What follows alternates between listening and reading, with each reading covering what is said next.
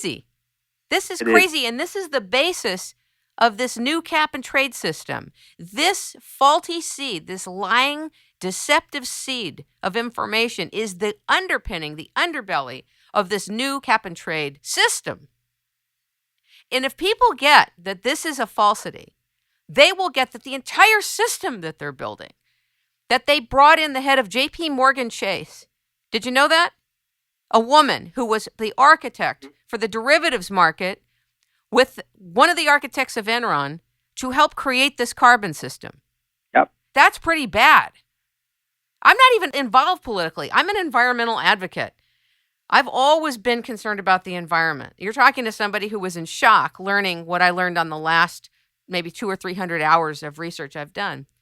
It's frightening what's going on, because if we're breathing out carbon and they're trying to regulate it and it's food for plants, then it's all about levels. Talk about the levels again. Let's separate apples and oranges on the carbon issue, and then I want to continue with you. You said that in some places there's 5,000 to 10,000 parts per million of carbon dioxide. Right. But in the atmosphere, there's 390 parts per million. So what are we trying to regulate carbon for? Is there such a thing as a dangerous level of carbon dioxide? And if so, what is it? It's never been reached, but they think it's something like 14 or 15,000 parts per million.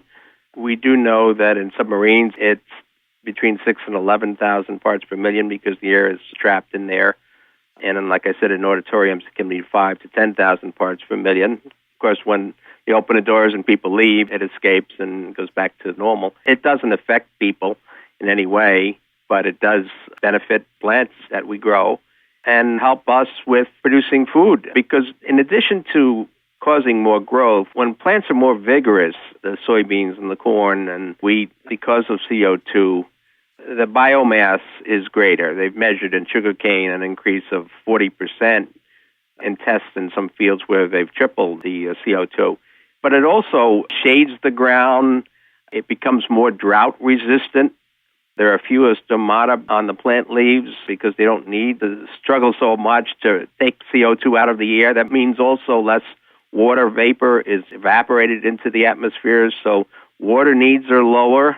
Drought is less of an issue. It has so many benefits that try to not only control it, but take it back to levels from 100 years ago, which is virtually impossible because the primary source of atmospheric CO2 isn't man. Man does introduce CO2 through breathing and combustion and other action, cement manufacturing, so forth. But the oceans are the primary sink and source, the primary reservoir of CO2. How do you know that? Explain it to us.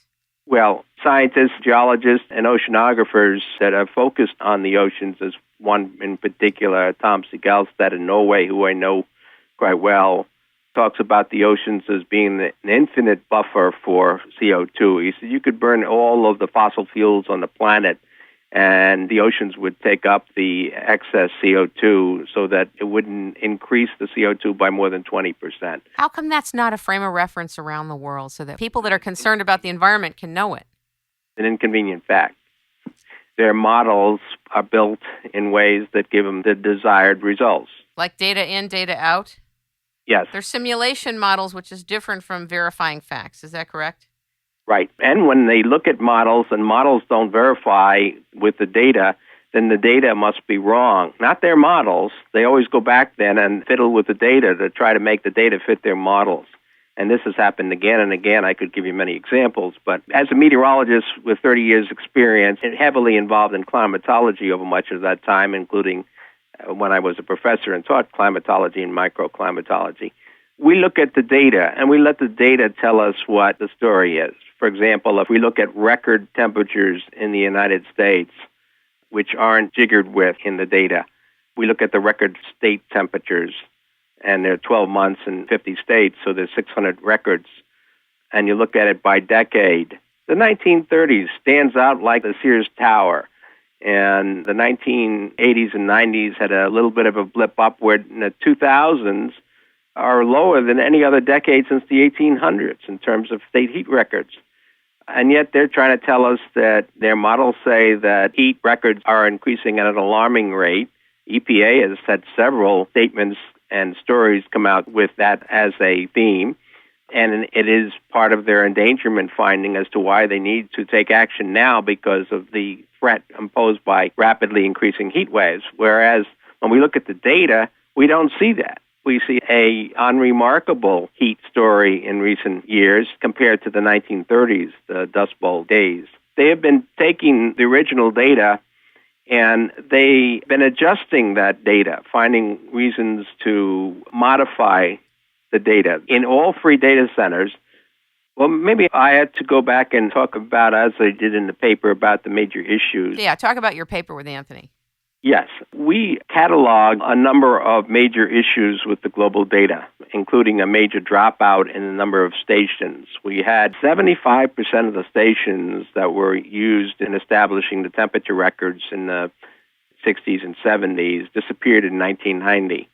It was a tenfold increase in the number of missing months in the remaining stations, creating huge holes in the data in places like Canada, South America, Africa, Siberia.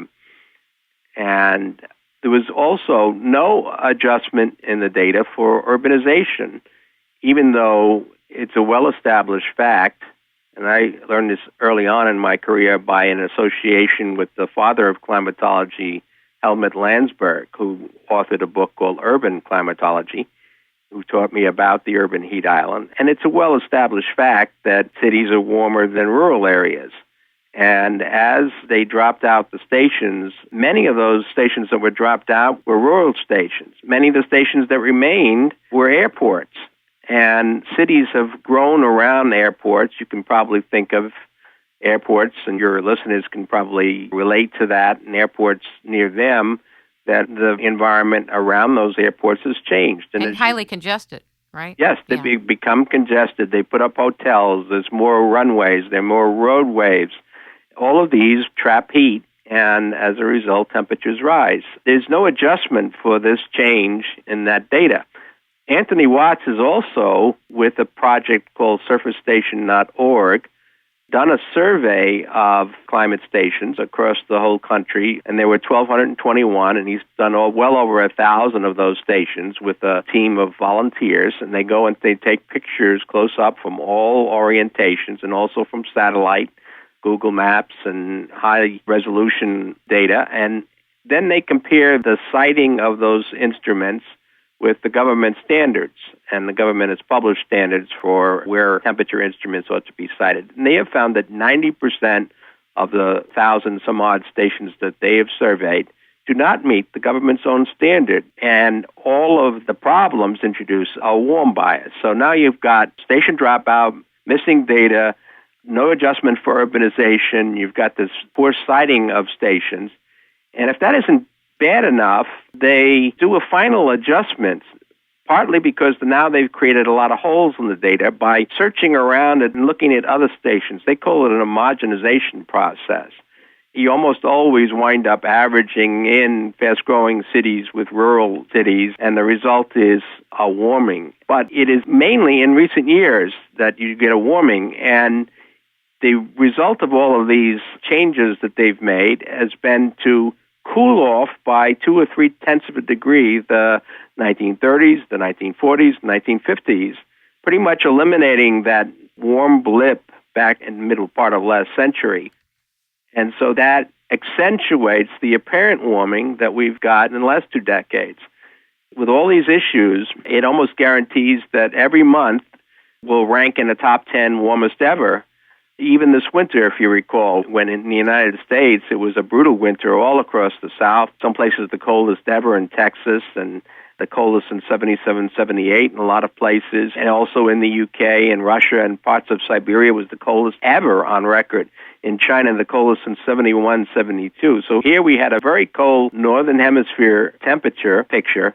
The winter ranked in the top 5 warmest ever, according to the global data centers, because of all these other issues that have accentuated an apparent warming in recent years and downplayed the real warming that took place in the early part of the century. In our paper, we have shown how, with pictures and graphs and charts, how this plays out. How come it is that the impact of the sun is not part of the analysis It's astounding to me. As much as I was influenced by Dr. Landsberg, I also